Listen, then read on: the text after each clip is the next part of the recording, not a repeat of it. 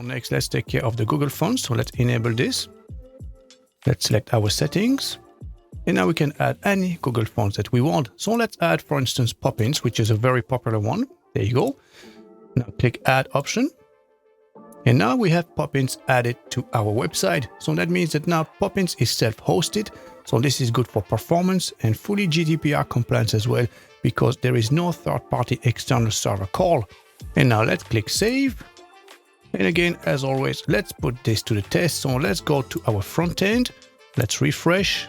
Now we can right-click, Inspect. And let's go to Network. And let's run a search for Poppins. And there it is. As you can see, the library is being loaded, WOFF2. And if you click on this, you can clearly see that this is Poppins. So basically, this is self-hosted on our server now, which is very good for performances. And now we can close this.